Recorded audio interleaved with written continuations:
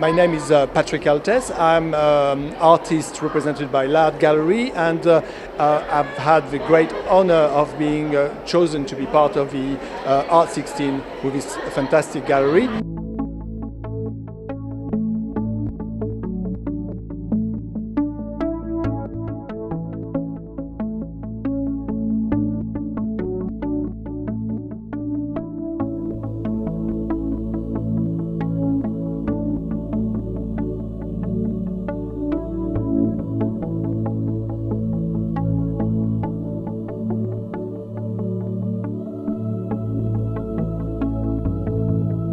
I'm a Franco-Spanish person. I was born in Algeria, and my work does relate a lot to the to post-colonialism. It also has a very contemporary trend in the sense that I'm interested in bridging gaps and building bridges between people.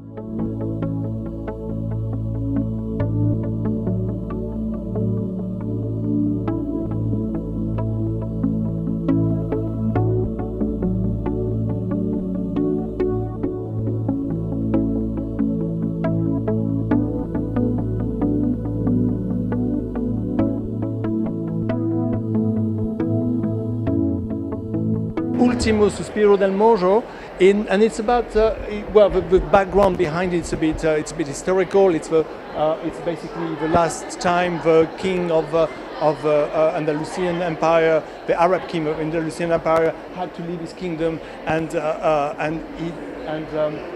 retreat in front of the Christian forces. But I use that as a way of actually showing that around the Mediterranean basin and probably around the world, civilization have all kind of ebbed and flowed, and they need to be bridges built between civilization, between cultures, in such a way that people can understand each other as best as possible.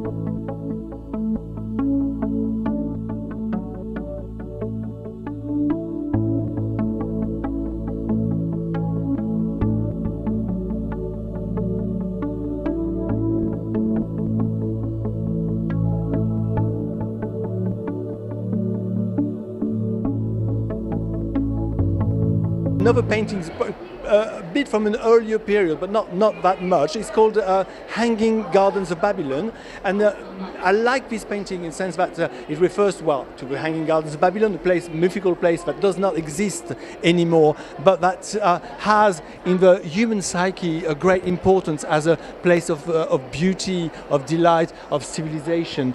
And I use this image. Obviously, some of it is directly retranscribed into plants and animals living in a free-for-all type of environment, and even though the whole thing is teeming with life and vegetation, it also hopefully exudes a sense of happiness, serenity, and peace.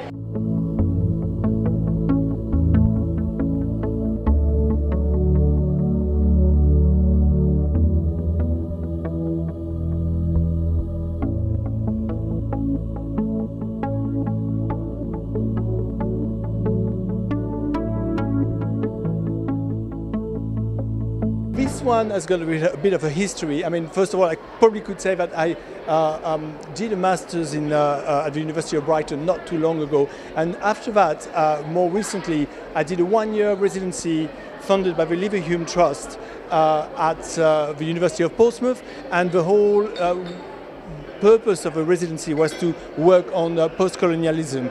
Obviously, because I was born in Algeria before independence, I felt as an artist I was quite qualified for that. And the whole thing is a symbolic rendition of the evil of colonialism. I'm not going to go into the details of it, but it is behind the bright colors, the message is more somber and sinister. Interestingly enough, I think it's interestingly enough, in the news now, people start talking a lot about the legacy of colonialism and use that as a way to explain the world and how the world is behaving and how people are reacting and the ideas that are circulating at the moment. So I think in that respect, this painting is quite of the moment.